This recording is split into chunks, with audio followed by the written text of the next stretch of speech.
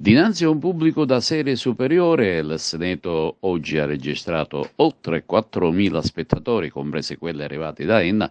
L'Akragas, a 2 giornate dalla conclusione della regular season, ha vinto la sfida più importante della stagione. 3 punti che la proiettano in vetta alla classifica da sola e segnano la svolta per aggiudicarsi il salto di categoria.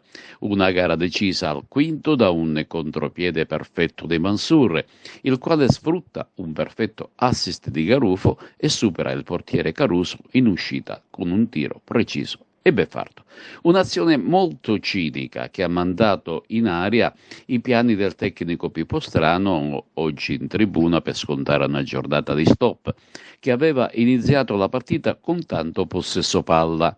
Primo tempo molto incisivo per la compagine dei Templi, che raggiunto il vantaggio ha sfiorato il secondo gol con Pavisic, Semensin e Mansour. Di contro Nenna Malovero, che però stentava ad insidiare l'attenta retroguardia acragantina, imperniata attorno agli ottimi Cipolla, alla sua 101esima presenza in biancazzurro, Barriera e Neri, e con il portiere Lezzai quasi sempre inoperoso. Dopo la rete del vantaggio precedentemente descritta, è lo stesso Mansour, scatenato e veloce, a mettere in crisi la retroguardia gialloverde al 24esimo con un forte tiro che costringe Caruso ad una provvidenziale respinta con i piedi. Ma l'occasione più ghiotta è per Semensin, che al 37esimo cross Mansour non riesce a deviare in rete di testa il pallone raddoppio, alzandolo sopra la traversa. Nella ripresa Lenna accelera le proprie azioni nel tentativo di raddrizzare lo svantaggio, ma lo fa con poca convinzione, andando a cozzare contro la granitica difesa biancazzurra. Ma i brividi arrivano al 65esimo, quando per un'entrata dura di Garufo su un avversario l'arbitro tira il secondo giallo ed espelle l'esperto centrocampista acragantino. In inferiorità numerica, il tecnico Terranova è costretto a rivedere i piani di gioco, facendo delle sostituzioni propedeutiche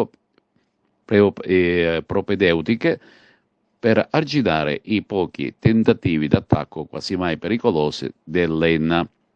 Il portiere Lezzai non corre mai seri pericolo e al 60esimo, sempre per doppio giallo, viene espulso Zappalà.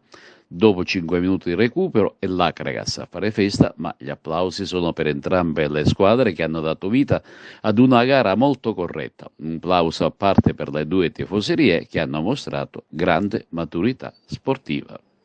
Ho visto una partita dove l'Akragas ha cominciato subito forte, abbiamo trovato il gol del vantaggio e poi su quello abbiamo costruito l'andamento della gara. Affrontavamo l'avversario il più difficile, il più forte fino a oggi, nel senso che era la squadra imbattuta, quindi forse in Italia poche squadre sono rimaste ancora imbattute. Siamo riusciti a incanalare la gara nel verso che volevamo noi. Tutto sommato il secondo tempo abbiamo sofferto solo un po' di palleggio dagli avversari, ma non ho visto situazioni pulite o occasioni da gol, quindi ricordando alla squadra prima della partita la gara di andata ho detto impariamo dagli avversari che l'andata hanno sofferto per 60 minuti il nostro possesso palla e poi sono stati cinici e hanno vinto pure la gara, quindi da lì abbiamo costruito la gara di oggi. Serviva determinazione soprattutto e sin dai primi secondi il pubblico, oggi numerosissimo, che ha dato grande spettacolo sia dell'Akragas che dell'Enna, ha capito subito che questa sarebbe stata una partita in cui l'Akragas non avrebbe sbagliato nulla. Abbiamo vinto tutti, in primis il pubblico. Devo fare i complimenti, ma per loro è un'abitudine, perché l'Akragas è abituata a queste partite, forse perché la vede da lontano. Io immaginavo questa atmosfera, no? E speravo in cuor mio di dare una grande gioia assieme ai ragazzi a questi splendidi tifosi.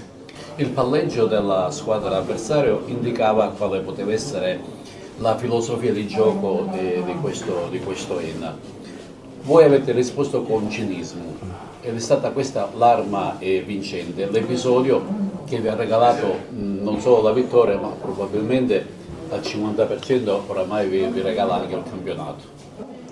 Cinismo vuol dire mezza palla, mezza occasione e un gol. Credo che l'Agricas il primo tempo, se fosse andato nello spogliatoio sul 3-0 non c'era niente da dire, non c'era nulla da dire. Quindi credo che la partita è stata gestita bene, le emozioni sono state gestite bene, abbiamo fatto la partita che volevamo, dopo chiaramente il gol acquisito.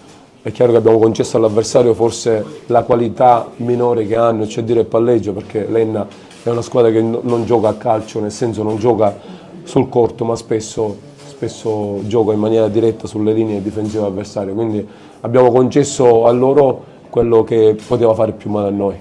Una partita che l'Agricas ha speculato sul gol che ha fatto, onore al merito, ha vinto la partita, il campionato non è ancora finito.